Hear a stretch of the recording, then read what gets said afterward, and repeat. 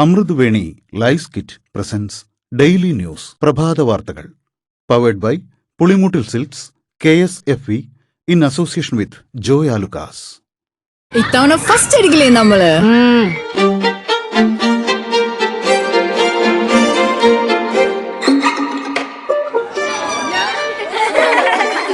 കുട്ടികൾക്കൊക്കെ പെയിൻ ശല്യം ഉണ്ടാകും. അതുകൊണ്ട് ലൈസ് കിറ്റ് ഉപയോഗിച്ച് ക്ലാസ്സിൽ വരാൻ പ്രത്യേക ശ്രദ്ധിക്കണം. ലൈസ് കിറ്റ് ലൈസ് റിമൂവർ പെയിൻ ശല്യത്തിൽ നിന്നും ഉടനടി ആശ്വാസം. നമസ്കാരം, ഞാൻ ഡെയ്സി ബിജു. ഡെയിലി ന്യൂസിന്റെ പ്രഭാത വാർത്തകളിലേക്ക് സ്വാഗതം. ഇന്ന് ഏപ്രിൽ 30 വ്യാഴാഴ്ച. കേരളത്തിൽ UDF അധികാരത്തിൽ വരുമെന്ന് എക്സിറ്റ് പോൾ സർവേ ഫലങ്ങൾ. UDFന് 75ലേറെ സീറ്റ് ലഭിക്കുമെന്നാണ് പൊതുവായ വിലയിരുത്തൽ. Times Now, JVC, PMark, people's pulse, vote vibe, Axis My India, Chanakya strategies എന്നീ ഏജൻസികളുടെ സർവേ ഫലങ്ങളാണ് പുറത്തുവിട്ടത്. UDF 70 മുതൽ 90 വരെ നേടാമെന്നും LDF 49 മുതൽ 68 വരെ നേടാമെന്നും എക്സിറ്റ് പോൾ ഫലങ്ങൾ പറയുന്നു. BJP മുന്നേറ്റമുണ്ടാക്കുമെന്നാണ് എക്സിറ്റ് പോൾ സർവേകൾ പറയുന്നത്. 0 മുതൽ 7 വരെ സീറ്റുകൾ സർവേ ഫലത്തിൽ തെളിയുന്നുണ്ട്. പശ്ചിമ ബംഗാളിൽ BJP അട്ടിമറി വിജയം നേടുമെന്ന് എക്സിറ്റ് പോൾ ഫലപ്രവചനം. ആസാമിൽ BJPയും തമിഴ്നാട്ടിൽ DMKയും ഭരണം നിലനിർത്തുമെന്നാണ് ഫലപ്രവചനം. ഹർത്താൽ ദിനത്തിൽ തിരുവല്ലയിൽ ആശുപത്രിയിലേക്ക് പോവുകയായിരുന്ന ക്യാൻസർ രോഗിയെ തടഞ്ഞ CSDS നേതാവ് അജിമോൻ ചാലക്കേരി റിമാൻഡിൽ. കാലടി സ്വദേശി സിജുവിന്റെ പരാതിയിലാണ് കേസെടുത്ത് അറസ്റ്റ് ചെയ്തത്. വധശ്രമം അടക്കമുള്ള വകുപ്പുകൾ ചുമത്തിയിട്ടുണ്ട്. സംസ്ഥാനത്ത് ലോഡ് ഷെഡിംഗ് ഇല്ലെന്നും നാമമാത്രമായ വൈദ്യുതി നിയന്ത്രണം മാത്രമാണ് ഏർപ്പെടുത്തിയതെന്നും KSEB. പുറത്തുനിന്നുള്ള 250 മെഗാവാട്ട് വൈദ്യുതി ഏതാനും ദിവസമായി ലഭിച്ചിരുന്നില്ല. ഇപ്പോൾ അത് ലഭ്യമാക്കിയതോടെ പ്രതിസന്ധി പരിഹരിക്കപ്പെട്ടെന്നാണ് വിശദീകരണം. സർക്കാരിന്റെ അനുമതിയില്ലാതെ സമൂഹ മാധ്യമങ്ങളിൽ സംസാരിച്ചതിന് മുതിർന്ന IAS ഉദ്യോഗസ്ഥൻ ഡോക്ടർ B അശോകിന് സസ്പെൻഷൻ. സർവീസ് ചട്ടം ലംഘിച്ച് സർക്കാർ നയങ്ങളെ അടക്കം വിമർശിച്ചു എന്ന കുറ്റം ചുമത്തിയാണ് സസ്പെൻഷൻ. മിൽമ പാലിന്റെ വില ലിറ്ററിന് 4 രൂപ വർദ്ധിപ്പിക്കാൻ തീരുമാനിച്ചെങ്കിലും മെയ് 5 ശേഷമേ പ്രാബല്യത്തിലാകൂ. തെരഞ്ഞെടുപ്പ് പെരുമാറ്റച്ചട്ടം നിലവിലുള്ളതിനാൽ വോട്ടെണ്ണൽ ഫലപ്രഖ്യാപനത്തിന് ശേഷമേ വില വർധന നടപ്പാക്കാനാകൂ. യുവതീ പ്രവേശന വിധിക്ക് പിറകെ ശബരിമലയിൽ കയറിയ സ്ത്രീകൾ യഥാർത്ഥ വിശ്വാസികളായിരുന്നോ എന്ന് സുപ്രീംകോടതി. യുവതീ പ്രവേശനത്തെ അനുകൂലിച്ച് മുതിർന്ന അഭിഭാഷക ഇന്ദിര ജയ്സിംഗ് വാദിക്കുന്നതിനിടെയാണ് ജസ്റ്റിസ് നാഗരത്ന ചോദ്യമുന്നയിച്ചത്. നൂറ്റാണ്ടുകൾ പഴക്കമുള്ള ആചാരങ്ങളിൽ വീണ്ടും പരിശോധനയുടെ ആവശ്യമില്ലെന്ന് വാദത്തിനിടെ കോടതി നിരീക്ഷിച്ചു. കണ്ണൂർ അഞ്ചരക്കണ്ടി ഡെന്റൽ കോളേജിലെ BDS വിദ്യാർത്ഥി നിതിൻ രാജിന്റെ ആത്മഹത്യ സംബന്ധിച്ച അന്വേഷണം ക്രൈംബ്രാഞ്ചിന് കൈമാറി. കുടുംബത്തിന്റെ പരാതിയും ലോൺ ആപ്പ് കേസും ക്രൈംബ്രാഞ്ച് അന്വേഷിക്കും. പാമ്പ് കടിയേറ്റ് 2 പേർ മരിച്ച സംഭവത്തിൽ ആശുപത്രി അധികൃതർക്ക് ഗുരുതര പിഴവ് സംഭവിച്ചെന്ന ആരോപണത്തിൽ അന്വേഷണം ആവശ്യപ്പെട്ട് KC വേണുഗോപാൽ മുഖ്യമന്ത്രിക്ക് കത്തു നൽകി. ആന്റിവനം നൽകാത്തതാണ് മരണകാരണമെന്ന് കുടുംബങ്ങൾ ആരോപിച്ചിരുന്നു. KPCC പ്രസിഡന്റിന്റെ പേരിൽ ഇറങ്ങിയ വ്യാജ കത്തുമായി ബന്ധപ്പെട്ട് K സുധാകരന്റെ മരുമകനെ പോലീസ് ചോദ്യം ചെയ്തു. കത്ത് പ്രചരിപ്പിച്ചവരുടെ മൊഴിയുടെ അടിസ്ഥാനത്തിലാണ് ചോദ്യം ചെയ്തത്. കണ്ണൂരിൽ സുധാകരന് ജയസാധ്യത ഇല്ലെന്നും സ്ഥാനാർത്ഥിയാക്കരുതെന്നുമായിരുന്നു കത്തിന്റെ ഉള്ളടക്കം.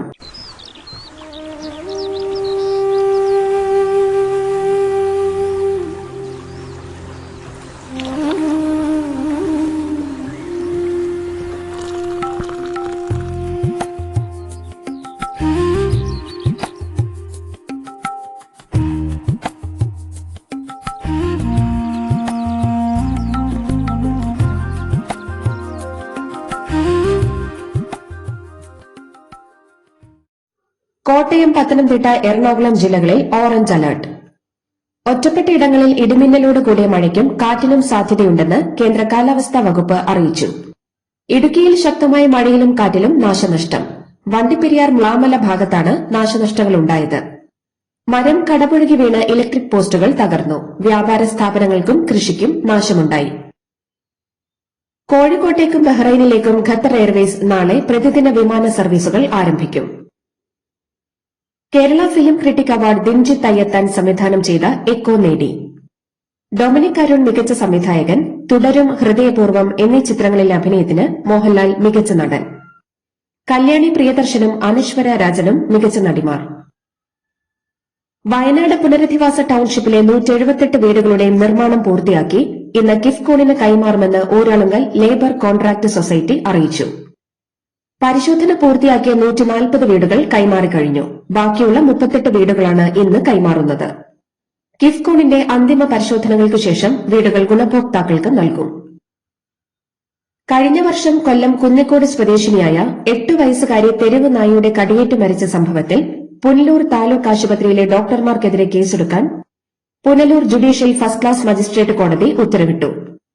ആശുപത്രി സൂപ്രണ്ട് doctor K R. Sunilkumar, doctor Devi Lakshmi, doctor Amjitha, doctor Jayasurya എന്നിവരാണ് പ്രതികൾ.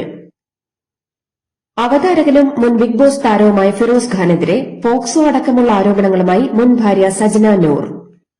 സ്വന്തം മകളുടെ പ്രായമുള്ള 17-കാരിയെപ്പോലും ഫിറോസ് പീഡിപ്പിച്ചെന്നാണ് ആരോപണം. പശ്ചിമബംഗാൾ നിയമസഭാ തിരഞ്ഞെടുപ്പിന്റെ രണ്ടാം ഘട്ടത്തിൽ പോളിംഗ് ശതമാനം 92.47% ഉയർന്നു. 7 ജില്ലകളിലെ 142 മണ്ഡലങ്ങളിലാണ് രണ്ടാം ഘട്ട വോട്ടെടുപ്പ് നടന്നത്. 16 ജില്ലകളിലെ 152 മണ്ഡലങ്ങളിൽ നടന്ന ആദ്യഘട്ട വോട്ടെടുപ്പിൽ 93.19% പോളിംഗ്. പശ്ചിമബംഗാളിൽ മമതാ ബാനർജിയുടെ തൃണമൂൽ കോൺഗ്രസ് ഭരണം അവസാനിപ്പിച്ച് ബിജെപി അധികാരത്തിലേക്കെന്ന് എക്സിറ്റ് പോൾ ഫലങ്ങൾ. ബിജെപിക്ക് 146 മുതൽ 161 വരെയും തൃണമൂലിന് 125 മുതൽ 140 വരെയും സീറ്റ് കിട്ടുമെന്നാണ് പ്രവചനം. തമിഴ്നാട്ടിൽ ഡിഎംകെ സഖ്യത്തിന് അധികാര തുടർച്ചയെന്നാണ് എക്സിറ്റ് പോൾ ഫലങ്ങൾ. പീപ്പിൾസ് പൾസ്, പി മാർക്ക് എന്നീ സർവേകൾ പ്രകാരം 125 മുതൽ 145 വരെ സീറ്റുകൾ നേടി ഡിഎംകെ സഖ്യം വിജയിക്കും. എൻഡിഎക്ക് 65-80 സീറ്റുകളും വിജയുടെ ടിവിക്ക് 18-24 സീറ്റുകളും നേടുമെന്നാണ് പ്രവചനം. ആസാം നിയമസഭാ തെരഞ്ഞെടുപ്പിൽ ബിജെപി നേതൃത്വം നൽകുന്ന എൻഡിഎ സഖ്യം വൻ വിജയത്തോടെ അധികാരം നിലനിർത്തുമെന്ന് എക്സിറ്റ് പോൾ ഫലപ്രവചനം. ആകെ 126 സീറ്റുകളുള്ള ആസാമിൽ എൻഡിഎ 100-ലേറെ സീറ്റ് നേടുമെന്നാണ് റിപ്പോർട്ട്. ബംഗളൂരുവിൽ ശിവാജി നഗറിലെ ബൌറിംഗ് ആശുപത്രിയുടെ 8 അടി ഉയരമുള്ള ചുറ്റുമതിൽ കനത്ത മഴയിൽ ഇടിഞ്ഞുവീണ് 2 മലയാളികളടക്കം 7 പേർ മരിച്ചു. എറണാകുളം സ്വദേശികളും കുടുംബശ്രീ പ്രവർത്തകരുമായ ലത, സ്മിത എന്നിവരാണ് മരിച്ചത്. 3 മലയാളികൾക്ക് പരിക്കേറ്റു. ബംഗളൂരുവിലേക്ക് വിനോദയാത്ര പോയതായിരുന്നു മലയാളി സംഘം.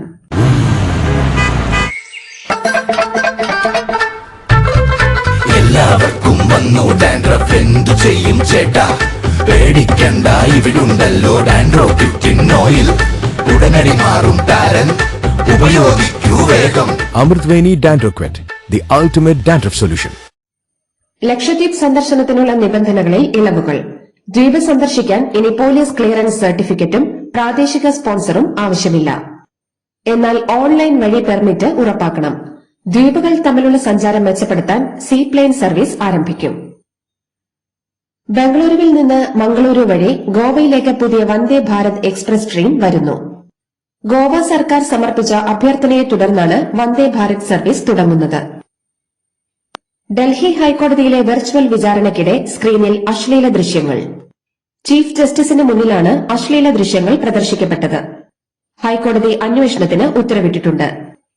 അമേരിക്കൻ ഹാക്കർമാരുടെ അട്ടിമറിയാണെന്ന് പോലീസിന്റെ പ്രാഥമിക റിപ്പോർട്ട്. രാജീവ് ഗാന്ധി വധക്കേസിൽ ശിക്ഷിക്കപ്പെട്ട് ജയിൽ മോചിതനായ പേരറിവാളൻ അഭിഭാഷകനായി എൻറോൾ ചെയ്തെങ്കിലും കോടതികളിൽ ഹാജരാകാൻ അനുവദിക്കരുതെന്നാവശ്യപ്പെട്ട് കോൺഗ്രസ് എംപി രാഷ്ട്രപതിക്ക് കത്ത് നൽകി.